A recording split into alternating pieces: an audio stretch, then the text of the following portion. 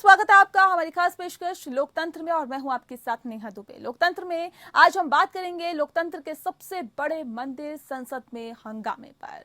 Monsoon सत्र सुचारू रूप से चले, बिना बाधा शोर शराबे के विधेयक पास हो, अहम मुद्दों पर नियमों के तहत चर्चा हो, कुछ ऐसी सहमति बनाने के लिए एक दिन पहले सर्वदलीय बैठक बुलाई गई, विपक्ष के सुझाव लिए गए और सदन की कार्रवाई को शांतिपूर्वक चलने देने की अपील भी की गई। लेकिन पहले ही दिन जो हुआ उससे साफ है कि आने वाले दिन और भी हंगामेदार हो सकते हैं। पहले ही दिन महंगाई, किसान आंदोलन समेत कई मुद्दों पर विपक्ष ने दोनों सदनों में जोरदार हंगामा किया। विपक्ष इतना आक्रामक रहा कि पीएम नरेंद्र मोदी नए सांसदों और मंत्रियों का परिचय तक नहीं करा सके। तमाम मुद्दों के अलावा सरकारी जासूसी के मुद्दे पर भी सरकार कहीं ना कहीं घिरती हुई नजर आई। आईटी मंत्री अश्विनी वैष्णव ने सॉफ्टवेयर के जरिए पत्रकार समेत 40 हस्तियों की जासूसी पर छपी रिपोर्ट को तथ्यों से परे बताया, लेकिन सरकार के जवाब का कोई भी असर नहीं हुआ। बार बार स्पीकर और सभापति शांति बनाए रखने की अपील करते रहे, लेकिन विपक्ष लगातार हंगामा करता रहा। सदन की कार्रवाई कई बार स्थगित करनी पड़ी। सवाल यह है कि आखिर हंगामा करने से क्या होगा। सवाल यह भी है कि विपक्ष को हंगामे की जरूरत आखिर क्यों पड़ी, आखिर हंगामे के लिए जिम्मेदार कौन है। सवाल यह भी है कि ऐसे ही अगर हंगामा होता होगा या होता रहेगा तो सदन में होने वाले जरूरी काम आखिर कैसे होंगे। सदन में हंगामे की सियासत की करेंगे पड़ताल, लेकिन उससे पहले आपको दिखाते हैं ये रिपोर्ट।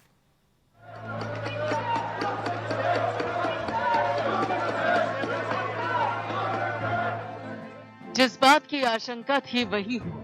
न सर्वदलीय बैठक काम आई, न पीएम मोदी की अपील। विपक्ष ने जो ठाना वही किया। संसद के मानसून सत्र की शुरुआत की जोरदार हंगामे से लोकसभा में कांग्रेस, टीएमसी, बसपा और अकाली दल के सांसदों ने महंगाई, किसान आंदोलन और जासूसी के मुद्दे पर नारेबाजी की और सदन के वेल में पहुंच गए। इससे पीएम मोदी सरकार के नए मंत्रियों का सदन में परिचय तक नहीं करा पाए। हंगामे के चलते लोकसभा और राज्यसभा को 2 बजे तक के लिए स्थगित करना पड़ा।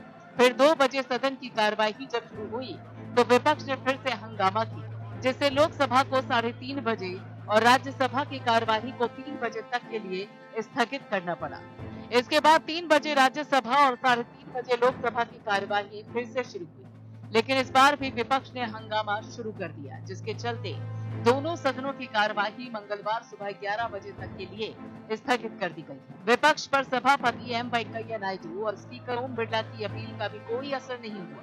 लोकसभा में मंत्रियों के परिचय के दौरान हंगामे पर पीएम मोदी ने कहा कि कुछ लोगों को बहुत पीड़ा हो रही है। आज इस सदन में महिलाएं जो मंत्री बनी उनका परिचय हो रहा है और ये कौन सी महिला विरोधी मानसिकता है।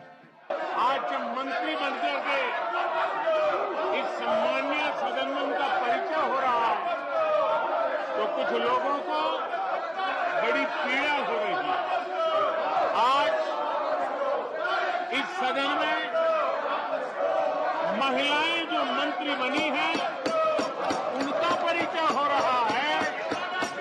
वो कौन सी महिला विरोधी मानसिकता है कि जिसके कारण इस सदन में उनका नाम भी सुनने को तैयार नहीं है। वहीं लोकसभा में रक्षा मंत्री राजनाथ सिंह ने विपक्ष पर हमला बोलते हुए कहा कि कांग्रेस ने नए मंत्रियों को सदन में परिचय नहीं होने दिया। 24 साल में पहली बार ऐसा देखा है। आज सदन की परंपरा को तोड़ा गया है। मैंने पहली बार अपने 24 वर्षों के संसदीय जीवन में यह देखा है कि इस परंपरा को इस बार संसद में तोड़ा गया है। अध्यक्ष महोदय, मैं कहना चाहता हूं कि जो कुछ भी कांग्रेस ने किया है वह दुखद है, वह दुर्भाग्यपूर्ण है और साथ ही साथ यह अनहेल्दी अप्रोच है। यह कहते हुए मैं अपनी बात समाप्त करता हूं। तमाम मुद्दों के साथ ही सरकार नई मुश्किलें भी बढ़ती है। पेगासस स्पाईवेयर के जरिए फोन हैकिंग के मामले पर भी संसद गर्म रही। इस पर केंद्रीय मंत्री अश्विनी वैष्णव ने सरकार का पक्ष रखा। उन्होंने कहा कि डेटा का जासूसी से कोई संबंध नहीं। जारी रिपोर्ट में गुमराह करने वाले तथ्य हैं। उनके संबोधन के बाद लोकसभा कल सुबह 11 बजे तक के लिए स्थगित कर दी गई। The report says that the presence of a phone number in the data does not reveal whether a device was infected with Pegasus or subject to an attempted hack. सरकार संसद सत्र के दौरान करीब 30 विधेयकों को पारित कराने की कोशिश करेगा। इसमें इलेक्ट्रिसिटी अमेंडमेंट बिल जैसे महत्वपूर्ण विधेयक हैं। लेकिन सवाल यह है कि आखिर विपक्ष के हंगामे के बीच सदन की कार्यवाही कैसे चल पाएगी? क्या सत्र ऐसे ही हंगामे की भेंट करता रहेगा? जनहित से जुड़े मुद्दों का क्या होगा? आखिर हंगामे के लिए कौन जिम्मेदार है? Bureau report.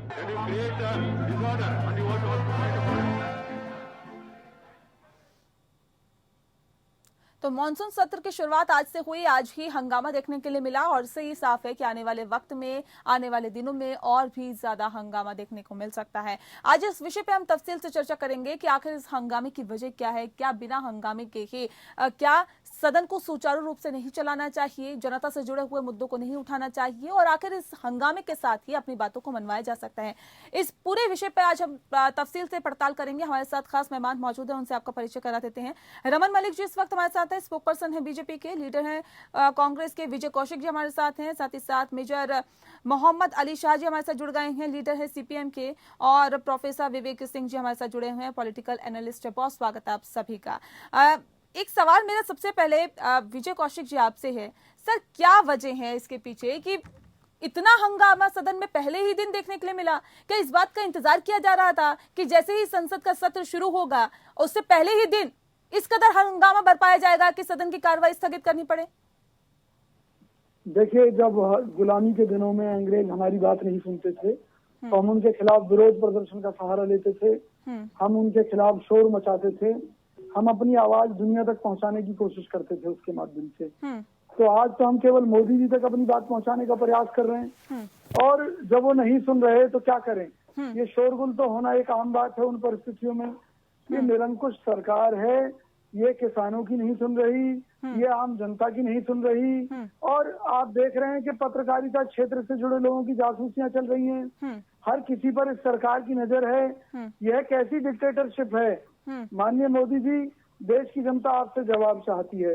अगर आप जवाब नहीं देंगे तो पहले हम प्यार से कहेंगे, फिर थोड़ा जोर लगाकर कहेंगे, फिर भी आप नहीं सुनेंगे तो और ज्यादा शोर मचाएंगे, फिर भी आप नहीं सुनेंगे तो हम धरने पर बैठेंगे, भूख हड़ताल पर बैठेंगे। तो संसद में आने वाले दिनों में यही होना है अगर सरकार बहरी बनेगी तो। ठीक है, और अगर सुनेगी और ठीक है सर, ठीक है। मोहम्मद अली शाह साहब, आप मुझे समझा दीजिए सर, क्या वाकई आपको भी ऐसा लगता है कि मोदी सरकार नहीं सुन रही है और एकमात्र तरीका यही है, अगर संसद में हंगामा होगा तभी मोदी सरकार सुनेगी, प्रधानमंत्री नरेंद्र मोदी सुनेंगे? आपको भी ऐसा लगता है क्या? जी देखिए, सबसे पहले तो मैं पार्टी कोई सी भी हो, संसद में हंगामा करने के मैं खिलाफ हूँ। हमको उसका आदर करना चाहिए, सम्मान करना चाहिए, ठीक है, और चाहे पार्टी कोई भी हो इन पावर। दूसरी बात, अब जो चेयरमैन वहाँ पे बैठे हैं, जो स्पीकर साहब वहाँ पे बैठे हैं, उनका फर्ज बनता है कि ऐसा हंगामा ना हो पाए। उनको इंश्योर करना पड़ता है ये कि डिसिप्लिन बना के वहाँ पे मेंटेन करें जो कुर्सी पे बैठे हैं। और हमारे हिंदुस्तान की यही तो कमी है, अनुशासन की। हम लोग अनुशासन, हमारे में डिसिप्लिन नहीं है। अब जैसे कि विजय भाई ने बताया यहाँ पे, अगर हम ये करेंगे, वो करेंगे, ये करेंगे, ठीक है, एक तरीके से मैं आपको बताऊं तो पहली बात तो यहाँ तक नौबत आनी ही नहीं चाहिए थी। अब दो मुद्दे मैं आपको उठाता हूँ यहाँ पे। पहला तो है फ्यूल प्राइस, तेल, और दूसरा तो है पेगासस, जो इजरायली कंपनी है जिसको आउटसोर्स किया था टैप करने में।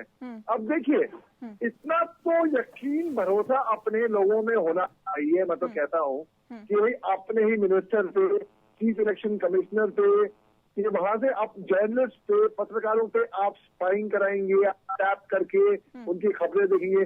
आपका भी मैडम, आपका भी टैप हो, क्या पता, आप भी वरिष्ठ पत्रकार हैं, तो इतना तो ठीक है, इस पे रिएक्शन ले लेते हैं। रमन जी क्या वजह है सर ये नौबत आई?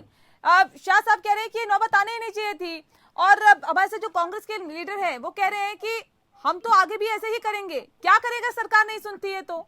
हंगामा तो करना ही पड़ेगा।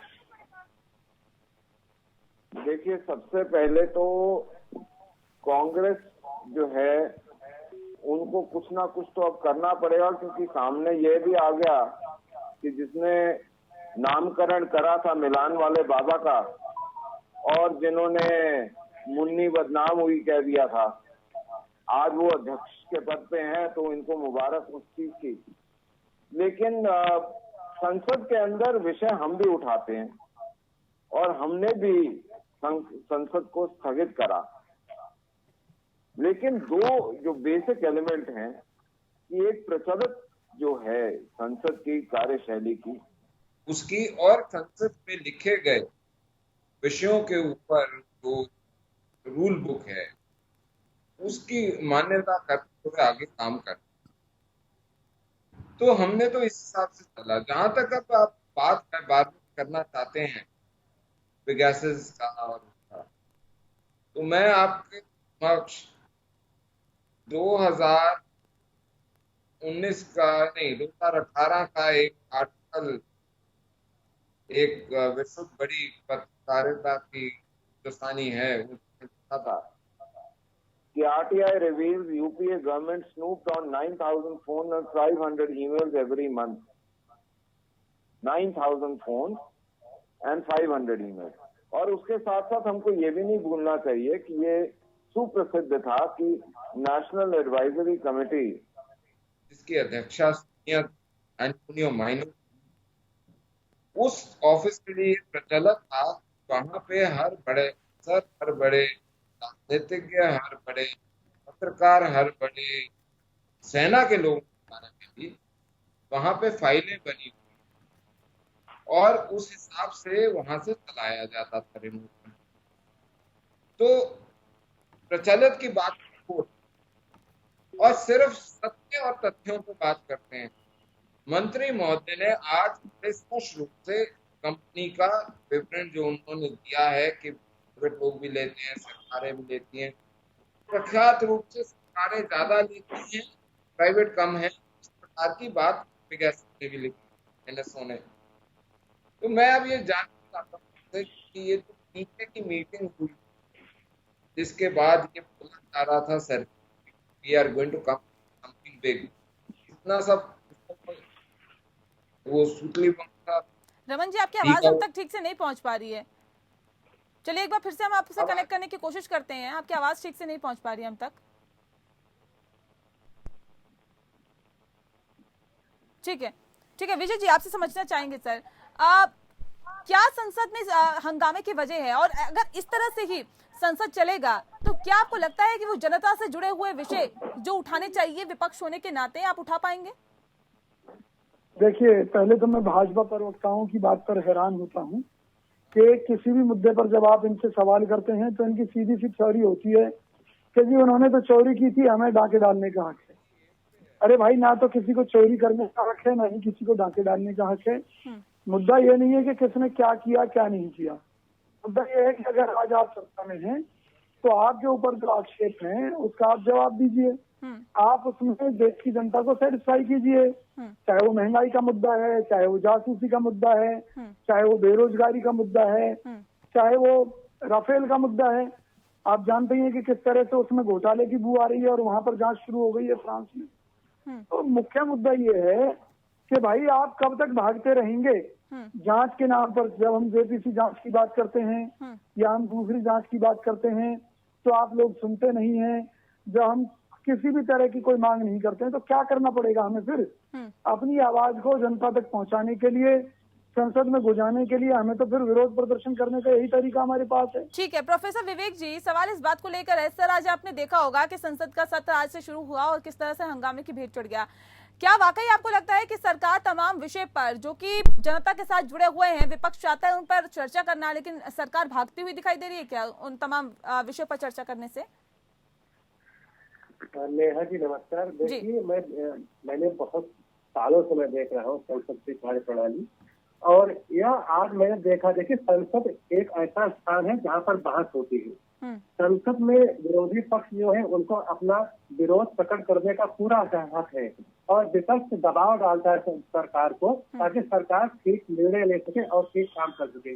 लेकिन जो आज हुआ है ऐसा तो इतिहास में मैंने देखा नहीं है।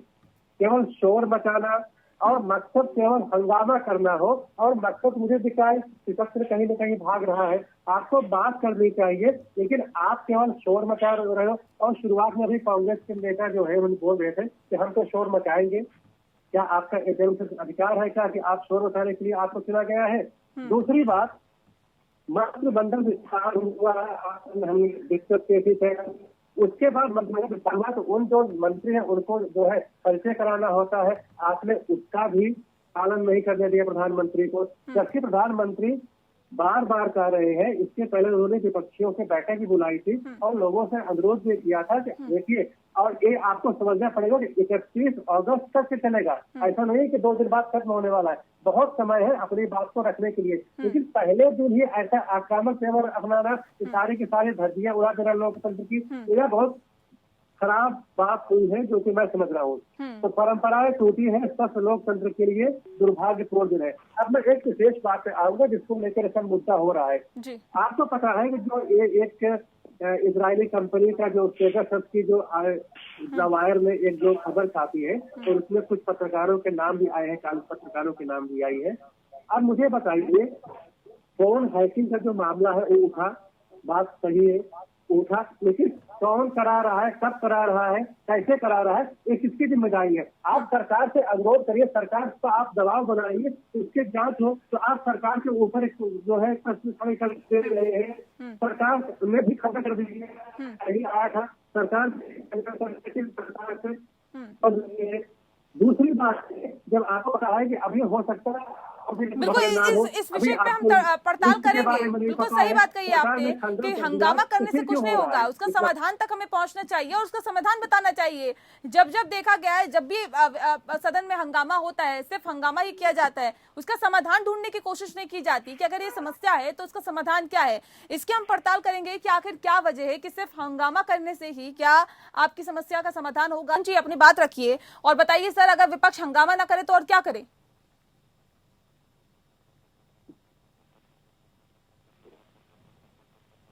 अब आवाज आ रही है? जी बिल्कुल, आवाज मिल पा रही है आपकी। जी, विपक्ष को हंगामा करना और विपक्ष का हंगामा होना लोकतंत्र के लिए अच्छा है, लेकिन मेरा मानना इतना सा है, और जिस चीज पे मैं बात कर रहा हूं, कि आप विषयों को विषय के साथ उठाइए। जो संसद की जिस तरीके से गरिमा है उसको संभालना जरूरी है, वो भी हमारा ही दायित्व है। हमारा, जब मैं बोलता हूं तो पूरी पॉलिटिकल क्लास का दायित्व है। लेकिन जब आप बहस कर रहे हो, उस बहस में इतनी तीव्रता होनी चाहिए, इतना कटार होना चाहिए उस बहस का, कि आप सरकार को घुटने टेकने पर मजबूर करें, आप वॉकआउट भी करें, आप हर चीज करें। लेकिन क्या सिर्फ तख्तियां लेके संसद के पटल के ऊपर घूमने से आपका काम हो जाएगा? क्या आप ये बता सकते हैं कि किन तथ्यों के आधार पे इस रिपोर्ट को आप सत्य मानते हैं? मात्र एक ऐसी वेबसाइट हिंदुस्तान की जिसका एजेंडा सबको पता है कि वो किसी के इशारे पे इस सरकार के खिलाफ दब के लिखती है। एम.के. वेणु जी ने खुल के कहा हुआ है, जो उसके संस्थापक हैं। चाहे वो वॉशिंगटन पोस्ट हो, वो भी हमने देखा था, इन्हीं लोगों ने मनमोहन सिंह जी को पूडल बोला था, याद रखना चाहिए, ऐसी पत्रकारिता करने वालों ने। और तब भी मोदी जी ने उसके अगेंस्ट बोला था कि मेरे देश के प्रधानमंत्री के ऊपर इस तरीके की टिप्पणी मैं बर्दाश्त नहीं करूंगा, हम आपस में जो मर्जी करें लेकिन मैं ये बर्दाश्त नहीं करूंगा। तो मैं आज ये सवाल आपके समक्ष रखता हूं कि अगर ये कथित जो स्नूपिंग कहा जा रहा है, कोई भी ऐसी देश के अंदर सरकार जो ये नहीं समझती कि उसके खिलाफ क्या षड्यंत्र रचा जा रहा है, देश में क्या हो रहा है क्या नहीं हो रहा, उसके लिए खुफिया तंत्र होता है, और उस खुफिया तंत्र का इस्तेमाल नहीं करती देश की रक्षा सुरक्षा के लिए, वो सरकार रहने लायक नहीं है। लेकिन एक बहुत थिन लाइन है कि जहां सरकार फाइलें बना के रखती थी और जहां सरकार देश के लिए काम करती है, इनमें बहुत ही महीन लाइन है, उसको तापने की जरूरत नहीं है। अब सवाल ये आता है, ये एक विषय है, लेकिन जितने ये 23-24 बिल आने थे, आप उस बिल पे चर्चा नहीं कर पाएंगे क्योंकि टाइम आप वेस्ट कर देंगे। सर, लेकिन मुद्दों पे भी तो चर्चा होनी चाहिए ना सर, मुद्दों पे भी तो चर्चा होनी चाहिए रमन जी। पास हुए, ये क्या तरीका है? लेकिन मुद्दों पे भी तो चर्चा होनी चाहिए ना। आप बचा रहे हैं। ठीक है, अली शाह जी, आपसे मैं जानना चाहूंगी सर, ये बताइए 30 विधेयक इस संसद सत्र में पास किए जाने हैं, पेश होने हैं, लेकिन अगर ऐसे ही हंगामा होता रहेगा, हंगामे की भेंट संसद का सत्र चलता रहेगा, तो सर मुझे ये बताइए कि ऐसे विषय, ऐसे विधेयक जिससे कि जनता लाभान्वित हो सके, वो कहीं नहीं लगता कि बहुत पीछे छूट जाएंगे, उन्हें बहुत पीछे छोड़ दिया जाएगा? नहीं लगता आपको? जी, मैं आपको एक बहुत सरल उदाहरण देता हूं ताकि हर किसी को समझ में आ जाए। बचपन में जब हम कभी कुछ मांगते थे अपने पेरेंट्स से या अपने टीचर से या किसी से, और वो मना करते थे, हम उस टाइम पे हमको वो चीज चाहिए थी, है, क्योंकि हमारे लिए वो बहुत जरूरी थी। तो उस टाइम पे हम क्या करते थे, हम एक जिद पकड़ लेते थे बचपन में, वो बचपना हुआ। खैर, अब ऐसा मालूम हो रहा है कि इंटेंशनली डेलिबरेटली ऐसा करा गया है कि हम तो बात नहीं सुनेंगे इनकी, जो करना है कर लो। अब जैसे विजय भाई ने बोला, हम तो हंगामा ही करेंगे, भले अगर आप नहीं सुनेंगे। तो ये करवाया गया है एक तरीके से, अगर आप देखें तो ये कोई भी रजामंदी से हंगामा नहीं करेगा। जैसे कि मैंने पहले भी बोला कि ये जिम्मेदारी बनती है जो कुर्सी पे बैठे हैं उनकी, कि भाई ऐसा हंगामा हो ही ना। और जैसे रमन मलिक साहब ने पहले बोला तो मैं इनकी हंगामा करवाया गया, इसके मैं क्या मायने निकालूं? अली शाह जी, नहीं, हंगामा कराया गया है, इसके में क्या मायने निकालूं? किसने ये हंगामा करवाया? क्लियर बताइए ना। किसी और दूसरी कंट्री का हाथ दिखाई दे रहा हो। कैसी विजय भाई? हो सकता है कि आपको इस हंगामे में भी किसी दूसरी कंट्री का हाथ दिखाई दे रहा हो। कोई दूसरी कंट्री? क्या बोल रहे हैं? मैं ये कह रहा हूँ कि हो सकता है आपको इस हंगामे में किसी और देश का हाथ दिखाई दे रहा है। देखिए, अभी हो सकता है कि बात ये नहीं है। अरे ये मराज भी, आप मराज तो बड़ा अच्छा, मैं इसका जवाब दे दूं? वो बात नहीं है। हाँ, आप जवाब देने, अरे आप रुकिए, आप पहले बात सुनिए। अगर आप जल्दी से बात रखिए अली शाह, जल्दी से बात रखिए अपनी। जी, बात ऐसी है कि रमन मलिक साहब ने बोला कि हंगामा जरूरी है, डिबेट जरूरी है, अपोजिंग पॉइंट अलग जरूरी है, उससे और ग्रोथ होती है, ठीक है। लेकिन जिस तरीके का हंगामा हुआ ये जरूरी नहीं था। क्यों? इसलिए नहीं क्योंकि उन्होंने किया ना, वो तो एक्चुअली ये था कि जो रूलिंग पार्टी थी उन्होंने बात ही नहीं सुन के दी, और जो मुद्दे थे जरूरी थे, पेगासस जो कि विदेशी पार्टी है इजराइल की, और उस पर फ्यूल प्राइस है। अब एक जोक चल रहा है सोशल मीडिया पे, ये जोक ये है कि अब सरकार सऊदी अरेबिया से तेल नहीं मंगाएगी, अब वो जनता का तेल निकालेगी। ऐसा जोक आ गया है। अब ये जोक इसलिए आया है क्योंकि बात तो सुने कम से कम। अरे बात सुने, अमल ना करे वो अलग बात है, सुन तो ले। लेकिन ना, पार्लियामेंट में पहले ही दिन मॉनसून पार्लियामेंट में जब बात ही नहीं सुनी जा रही, जैसे कि विजय भाई ने पहले कहा था कि भाई हम तो धरने पे बैठेंगे, फिर अब ये करेंगे, फिर वो करेंगे, फिर हंगामा करेंगे। मैं तो किसी भी हंगामे के तोड़ फोड़ के खिलाफ हूँ। तो एक सिविलाइज तरीका होता है एक पॉइंट रखने का, लेकिन प्रोवाइडेड जो सुन रहा हो वो भी सुनने को तैयार हो ना। जब वो ही अपने बिल्कुल शान बहरे करके बैठे हैं तो और क्या चाह रहे हैं? चलिए विजय जी कुछ कहना चाह रहे, सुन लेते हैं। ठीक है विजय जी, जल्दी से बात रखिए अपनी। मैं सबूत के साथ आपको एक बात बताना चाहता हूँ। देखिए, जब इन किसानों विवेक जी मैं आऊंगी आपके पास। ठीक है विजय जी, दो बातें हैं और दोनों का घालमेल करना ठीक नहीं है। देखिए, किसी भी देश के पास या अधिकार होता है उस सरकार के पास कि नियम के अनुसार यह कर सकती है, किसी के फोन की जांच करवा सकती है, और अगर उसको लगता है कि देश की सुरक्षा और अखंडता के साथ कोई खतरा है तो। दूसरी बात, वो जासूसी आ रही है, कहाँ से खबर छपी है?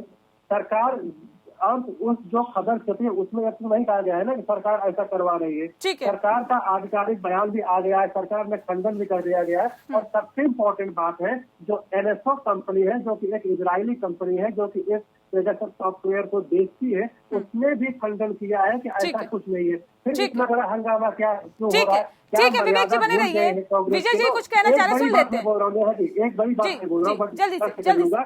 2019 में ऐसा व्हाट्सएप के केस में भी हुआ था, और बाद में जो है वह सारा का सारा सर भी पाया गया था। तो भविष्य में ऐसे भी लोग हैं जो इस गवर्नमेंट के समर्थक है, उनका भी तो नाम इसमें है। तो गवर्नमेंट के जो समर्थक है उनका नाम तो कैसे आ गया इसमें? ठीक है विजय जी, जल्दी से बात रखिए अपनी।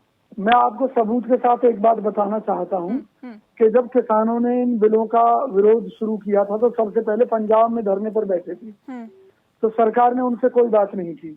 उन्होंने कहा कि वो दिल्ली आकर बताएंगे सरकार को, तो वो दिल्ली के लिए चल दिए। तो सरकार ने उनके लिए कहीं गड्ढे खुदवा दिए, कहीं कीले लगवा दी, वो लोग फिर भी आ गए। तो उसके बाद में सरकार को मजबूर होना पड़ा कि उनसे बात करने के लिए। तो ये जो गूंगी बहरी सरकार जब बन जाती है तो उसको जगाने के लिए, उस तक अपनी आवाज पहुंचाने के लिए, उसे इस बातचीत के लिए मजबूर करने के लिए कई बार लोकतंत्र में लोकतांत्रिक तरीके से विरोध प्रदर्शन के तरीके अपनाए जाते हैं। इसमें गलत क्या है? यही काम कभी भाजपा करती रही थी कांग्रेस पार्टी की, कांग्रेस सरकार के खिलाफ। संसद जनता के पे किए हुए टैक्स से चलता है। मेरी बात तो सुनिए, वहाँ पे जनता से जुड़े हुए विषय को उठाना चाहिए। करते हैं तो सरकार के रटे रटाए जवाब होते हैं। सरकार के रटे रटाए जवाब क्या होते हैं कि जी राफेल में घोटाला नहीं है, बेरोजगारी है ही नहीं, कोरोना से तो लोग मरे ही नहीं। तो जब इतना झूठ सरकार बोलेगी तो क्या करेंगे हम, ये तो बताइए। ठीक है रमन जी, क्या तानाशाही अपनाया जाएगा? क्या तानाशाही अपनाई जाएगी क्या सर? अगर विपक्ष चाहता है कि महंगाई पे चर्चा हो तो आप क्यों नहीं चर्चा करते? अगर चाहता है कोरोना पे चर्चा हो तो क्यों नहीं चर्चा करते? अगर कहते हैं में बैठकर झूठ बोलेंगे, ठीक है, सुन लेते रमन जी। कोरोना के ऊपर चर्चा के लिए तो प्रधानमंत्री जी भी बोल चुके हैं, बाकियों के सर फिर ये हंगामा क्यों है? हम तो ये पूछ रहे हैं, अगर महंगाई पे चर्चा करना चाहता है विपक्ष तो आप लोग क्यों नहीं करते हैं सर? लोकतंत्र है, सभी को अपनी बातें रखने का अधिकार है। पेट्रोल डीजल को जीएसटी से बाहर क्यों कर रखा है इन लोगों ने, बताइए ना। क्यों इस देश में पेट्रोल डीजल के नाम पर लूट मचा रखी है? वहां भी बोलने की इजाजत नहीं है इनको। आप तो मेरे को सिंपल ये बताइए कि जो उसके अंदर आज हम बात कर रहे हैं, जो संसद के अंदर विषय उठे हैं, उसके ऊपर क्या कहना है? क्या उसके ऊपर बात होगी या नहीं होगी? आप ये बताइए कि आज जब बात मंत्रियों का परिचय कराना चाहते थे प्रधानमंत्री, ये प्रक्रिया है, इसको आप नहीं होने देते। महामारी के संबंध में सार्थक चर्चा हो, ये प्रधानमंत्री जी का कहना है, आपने उसके लिए भी आप सुनने को तैयार नहीं थे। कोरोना के ऊपर चर्चा करने के लिए सरकार तैयार है कल शाम को, उसके लिए भी आप लोग तैयार नहीं है। आपकी अपनी प्रेपरेशन नहीं है, और ये मेरे बयान नहीं है, ये प्रधानमंत्री के बयान है। अगर प्रधानमंत्री जी के बयानों के ऊपर भी आप जो है विपक्ष की भूमिका नहीं निभा सकते तो फिर ये कमी हमारी नहीं। ठीक है, क्या आधी अधूरी तैयारी के साथ विपक्ष पहुंचा क्या संसद नहीं देना? कांग्रेस के, बीजेपी के, सीपीएम के और साथ ही साथ राजनीतिक विश्लेषक भी लगातार हमारे साथ जुड़े हुए हैं।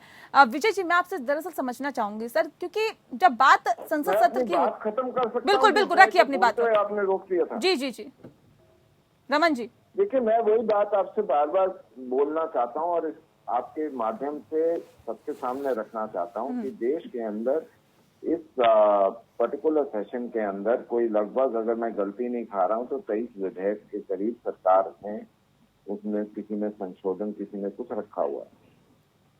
क्या वास्तविकता ये है कि इस पूरे प्रकरण के लिए कि इन चीजों पर डिबेट करनी पड़ेगी, इसके लिए विपक्ष खासकर कांग्रेस तैयार नहीं है और इसलिए ये शगुफा छोड़ा गया है। मैं ये पूछना चाहता हूं कि जो लोग अपने आप एक महीने में कम से कम 9000 फोन की टैपिंग और 500 से ऊपर ईमेल की टैपिंग करते थे, वो आज ये जो बात कर रहे हैं, क्या बात करना चाहते हैं? दूसरी चीज जो सबसे बड़ा विषय है, ये तजासुस को एक बार छोड़ दी, क्या ऐसी कोई इंफॉर्मेशन है उसमें जिसकी वजह से किसी को खतरा हो? देश के खिलाफ नहीं है और संविधान के खिलाफ नहीं है तो डरना किस बात? स्वतंत्रता का अधिकार जो है, अगर उसकी बात है, आपकी प्राइवेसी की बात है, तो प्राइवेसी आपकी स्टेट के लिए प्राइवेसी वहां तक होती है जहां तक अगर आप किसी दायरे में नहीं है तो सरकार के पास भी इतना वेला टाइम नहीं है कि आपको देखेगी। लेकिन हाँ, अगर आप कहीं पे आपका मंशा और आपके कार्य ऐसे हैं जो बार बार उस तरफ लेके जाते हैं। अब ये जो एक न्यूज क्लिक करके पोर्टल सा था, उसकी विषय सामने आए, सामने पता लगने लग गया था इन्हें कि वो आना होगा, क्योंकि वो भी उसी जमात का एक हिस्सा, तो वो कैसे उसको कवर करें, ये भी एक विषय रहा होगा दिमाग में कईयों के। लेकिन फिर भी इन सारी चीजों को हटा के मैं आज सिंपल ये बात करना चाहता हूँ कि पहला सत्र इतने लंबे समय के बाद कोरोना महामारी है, सब कुछ है। प्रधानमंत्री ने बोला कोरोना पे डिस्कस करते हैं, प्रधानमंत्री हर बात पे डिस्कस करना चाहते हैं, तो फिर आपको वो डिस्कशन पे ये रखने की क्या जरूरत है? क्यों पीछे भाग जाते हो भाई? कि सिर्फ संसद में बैठ के आंख मारने और झप्पी मारने के लिए हो? एक सवाल नहीं पूछ सकते हो ठीक तरीके से, और सवाल पूछा जाए तो बोलते हो 15 मिनट बोलूंगा भूकंप आ जाएगा। ऐसे काम थोड़ी चलेगा। आपको रमन जी जासूसी कांड पे अगर जासूसी के लगातार आरोप लग रहे हैं सरकार पर, तो क्या नहीं लगता कि इस पे उच्च स्तरीय जांच होनी चाहिए? जांच हो जाए, दूध का दूध पानी का पानी हो जाएगा।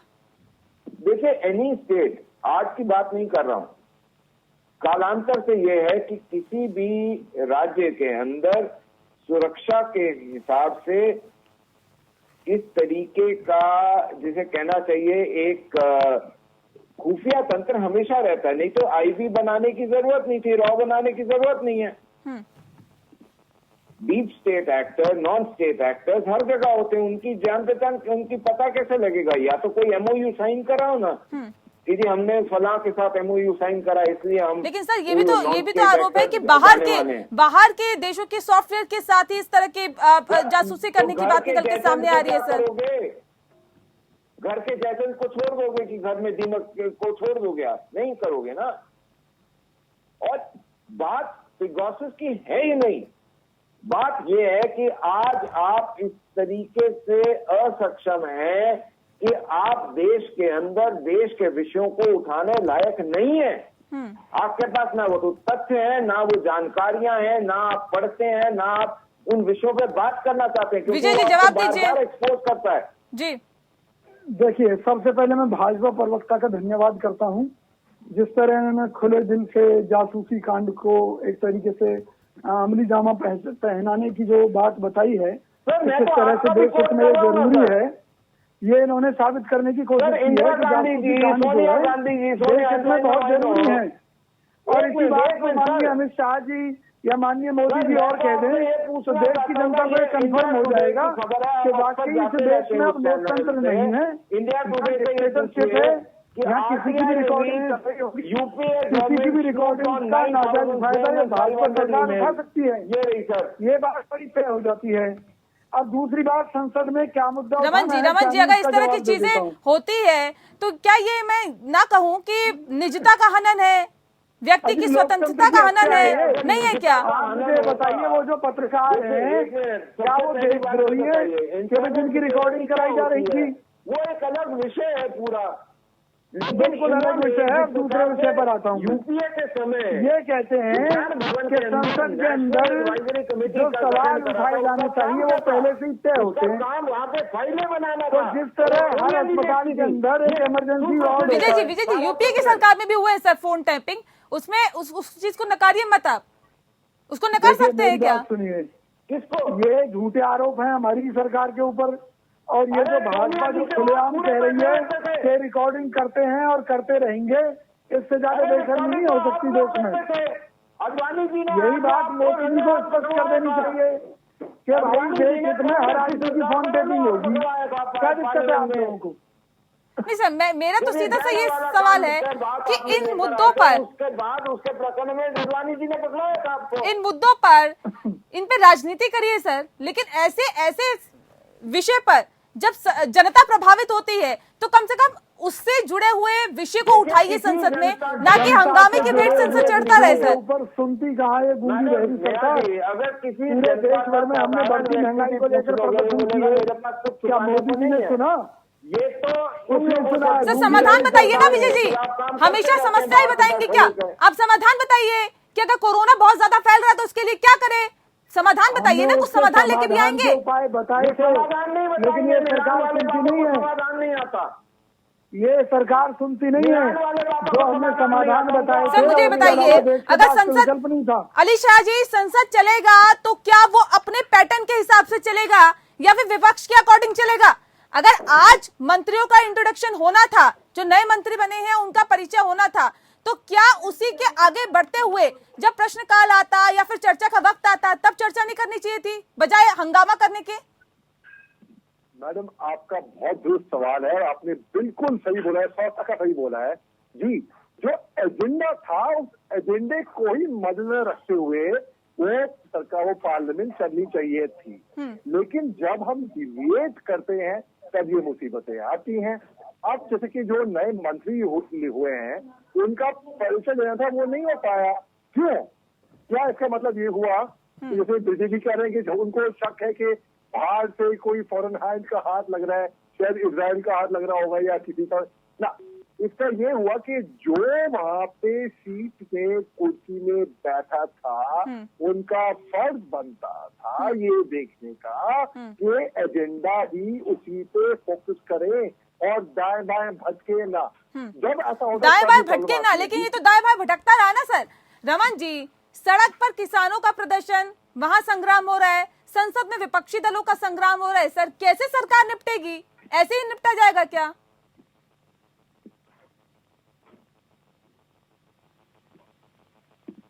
रमन जी आवाज में पा रही है? नहीं, वो किसी का फोन पे कर रहे हैं। जनता का विषयों को पक्ष को और सत्ता पक्ष दोनों को उठाना होता है। तो अगर ये आज ये करते कि शोरगुल मचाने के बजाय सबसे पहला काम जो इंट्रोडक्शन का था उसको खत्म करते, उसके बाद अपने पक्ष जो हैं वो बकायदा चेयर की परमिशन लेकर वहां पे रखते कि जी हम कुछ नहीं चाहते, हम पहले ये काम चाहते हैं कि इन विषयों के ऊपर बातचीत हो। मेरा तो सवाल ये कि क्या ये सरकार की विफलता नहीं है क्या? सड़क पे भी है संग्राम, संसद में भी संग्राम, सर क्यों? रमन जी, सवाल इस बात को लेकर जो सवाल मैंने आपसे ब्रेक पे जाने से पहले पूछा था, सवाल वही है सर कि क्या ये सरकार की नाकामी नहीं है क्या कि सड़क पे भी संग्राम हो रहा है, संसद में भी संग्राम हो रहा है? कैसे सरकार इससे पार पाएगी?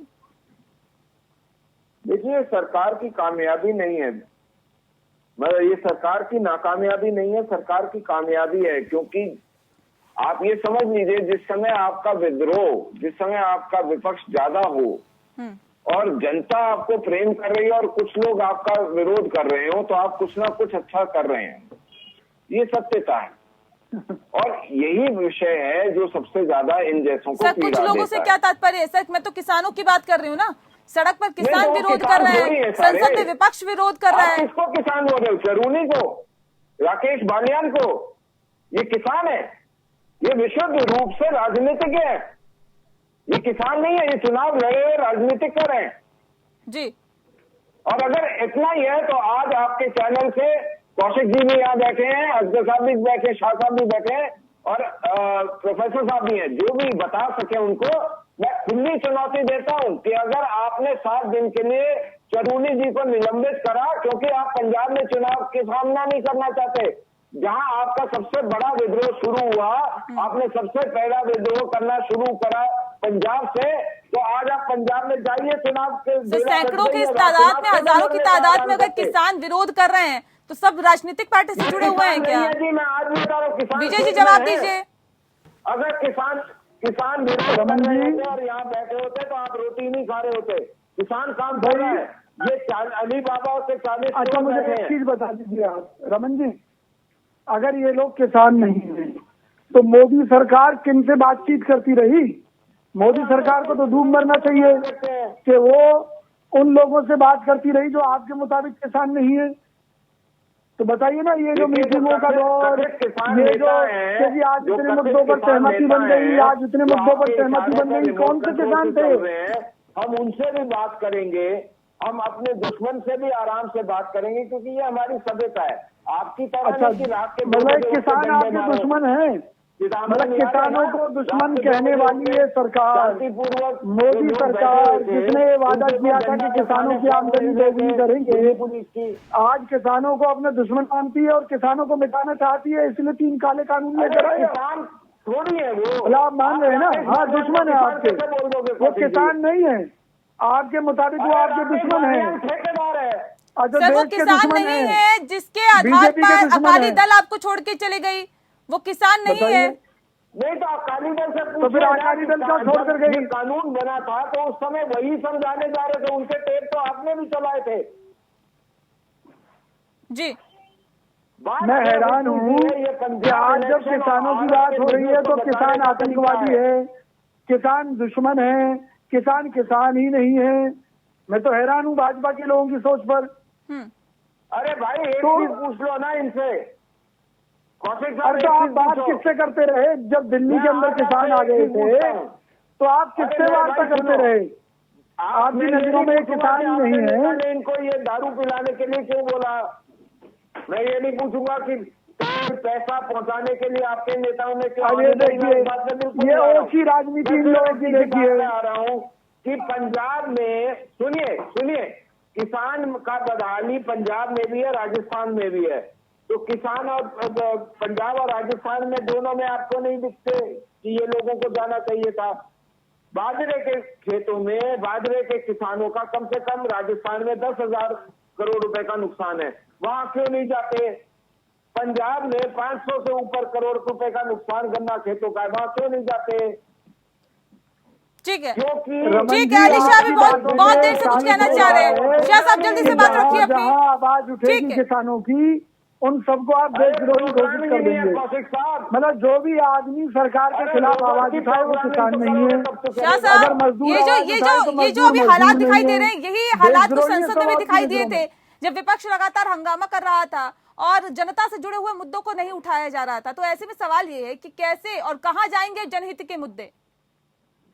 जनहित के मुद्दे संसद में बैठना लगता हूँ। आप इतनी मैच्योर बैलेंस सेंसिबल बात कर रही हैं, और यही आई विश जिस तरीके से आप सुलझे हुए सवाल पूछते हैं पैनल से, उस तरीके से आई विश हर कोई पैनलिस्ट उस तरीके से एक सुलझे हुए तरीके से जवाब दे।